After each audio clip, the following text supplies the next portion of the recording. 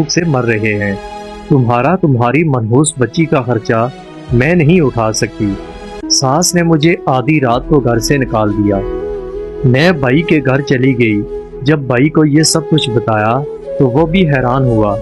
اس نے تو پہلے ہی میری شادی اسی وجہ سے کروا دی تھی، کیونکہ میری بھابھی چاہتی تھی کہ گھر صرف ان کا ہو اور میں یہاں سے نکل جاؤں۔ میں 2 ہفتے اپنے بھائی کے پاس رہی۔ 2 ہفتے میں بھابھی نے میرا جینا حرام کر دیا۔ طبیعت تو میری تھوڑی خراب تھی، لیکن بھائی نے کہا کہ یہاں رہنا ہے تو پھر کام کرنا ہوگا۔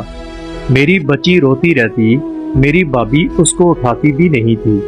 میں کمزور ہونے کی وجہ سے بچی کو ڈبے والا دودھ پلا رہی تھی۔ ایک دن بھابھی میری بچی کو خراب دودھ ڈال کر دے رہی تھی۔ کہنے لگی بچوں کو ہضم ہو جاتا ہے۔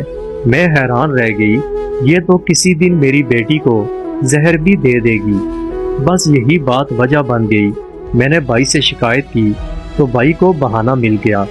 اس نے کہا اگر تم یہاں رہو گی تو میری زندگی برباد ہو جائے گی۔ تمہاری وجہ سے میری بیوی کا موڈ ہر وقت خراب رہتا ہے۔ مجھے معاف کر دو اور یہاں سے چلی جاؤ۔ میں نے کہا کہ میں کہاں جاؤں گی، کس کے پاس جاؤں گی؟ میرے بھائی نے کہا واپس اپنے سسرال چلی جاؤ۔ وہ کون ہوتے ہیں تمہیں گھر سے نکالنے والے؟ تم اس گھر کی بہو ہو۔ میری بھابھی نے کہا اگر بیٹا پیدا کیا ہوتا تو پھر وہ لوگ اس کو کبھی نہ نکالتے۔ اس کی ساس ٹھیک کہتی ہے، یہ خود بھی منحوس ہے، اس کی بیٹی بھی منحوس ہے۔ اس کی منحوسیت کا سایہ ہمارے گھر پر بھی پڑ جائے گا۔ اسے یہاں سے نکالو۔ مجھے وہاں سے بھی نکال دیا گیا۔ چھوٹی سی بچی میری گود میں تھی۔ آنسو آنکھوں سے رکتے نہیں تھے۔ بار بار شوہر کی شکل آنکھوں کے سامنے آتی، جو مجھے ایک کانٹا بھی چبھنے نہیں دیتا تھا۔ وہ میرا اتنا خیال کرتا تھا۔ جو اچھے لوگ ہوتے ہیں وہی اس دنیا سے جلدی چلے جاتے ہیں۔ میری بہت بری حالت تھی، سمجھ نہیں آ رہا تھا کہ کہاں جاؤں۔ بس شوہر کی وہی بات یاد آ گئی کہ کبھی زندگی میں کوئی مصیبت ہو تو میرے بعد تم سلیم پر بھروسہ کر سکتی ہو، کیونکہ وہ میرا بہت اچھا دوست ہے۔ میں آدھی رات میں ویسے بھی کہاں جاتی، میں سلیم کے گھر چلی گئی۔ جب اس نے مجھے دیکھا تو حیران ہوا۔ اسے تو پتا تھا کہ اس کا دوست اس دنیا میں نہیں، پر اسے یہ نہیں پتا تھا کہ میرے ساتھ اس طرح کا رویہ رکھا جائے گا۔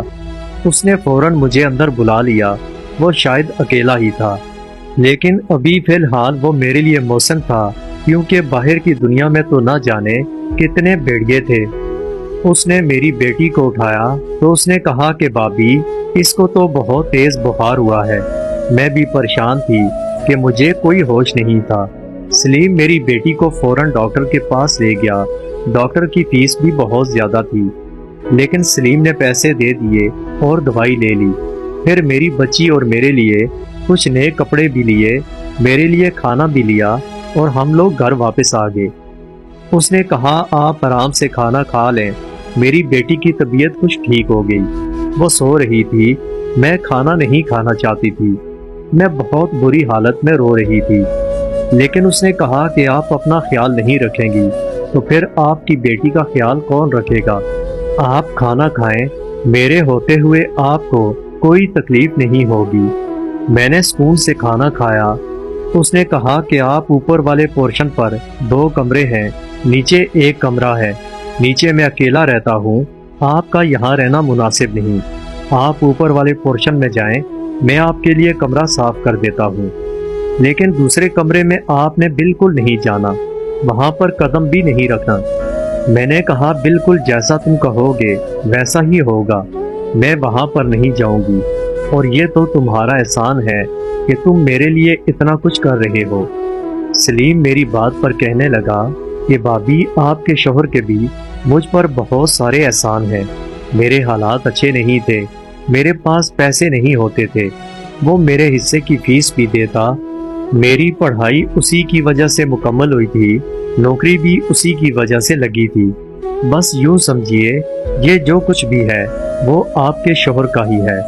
وہ اس دنیا سے چلا گیا، اس بات کا مجھے بڑا افسوس ہے، لیکن میں اس کا احسان نہیں بھلا سکتا۔ اس نے مجھے کمرہ دکھا دیا۔ کمرے میں 1 بیڈ اور کچھ سامان بھی تھا۔ اس نے کہا کہ یہاں پر کچھ کپڑے ہیں جو میری امی کے ہیں، آپ کو سلائی آتی ہے تو آپ ان کپڑوں کو اپنے حساب سے چھوٹا بڑا کر کے استعمال کر سکتی ہیں۔ اس کمرے میں پہلے میری امی رہتی تھی مگر اب وہ فوت ہو چکی ہیں۔ یہ سب انہی کے کپڑے اور جوتے ہیں، جو آپ کو بہتر لگے آپ کر لیں۔ چھوٹی گڑیا کے لیے کپڑے میں لے آؤں گا۔ میری زندگی میں اتنا بڑا طوفان آ گیا تھا کہ میں سنبھل نہیں پائی تھی، مگر شکر تھا کہ مجھے ایک اچھا انسان مل گیا تھا جو مدد کرنے کے لیے تیار تھا۔ بیٹی سکون سے سو رہی تھی لیکن مجھے نیند کہاں آنی تھی۔ میں وہیں پر رہنے لگی، یہ سوچ کر کہ جلدی ہی اپنے پیروں پر کھڑا ہونے کی کوشش کروں گی۔ اگر میری گود میں یہ بچی نہ ہوتی تو میں اپنی جان لے لیتی۔ اس رات میرے خواب میں میرا شوہر آیا، وہ بہت خوش تھا اور کہہ رہا تھا، اب تم ٹھیک جگہ پر آ گئی ہو، پریشان نہیں ہونا، میں تمہارے ساتھ ہوں، سب کچھ ٹھیک ہو جائے گا۔ میری آنکھ کھلی تو میں بری طرح رونے لگی، شوہر کی بہت یاد آ رہی تھی۔ ایک دو دن تو سکون سے گزر گئے، پر تیسرے دن کچھ عجیب ہوا۔ مجھے سلیم نے کہا تھا کہ ساتھ والے کمرے میں آپ نے بالکل نہیں جانا۔ اس کمرے کو باہر سے تالا لگا ہوا تھا، اس کے آگے چھوٹا سا صحن بھی تھا، لیکن جب رات ہوئی تو اس کمرے سے مجھے عجیب قسم کی آوازیں آنے لگی۔ پہلے تو مجھے لگا کہ یہ میرا وہم ہے، لیکن پھر دیکھا کہ وہ آواز بہت قریب سے آ رہی تھی۔ کوئی رو رہا تھا، جیسے بے بسی سے رویا جاتا ہے۔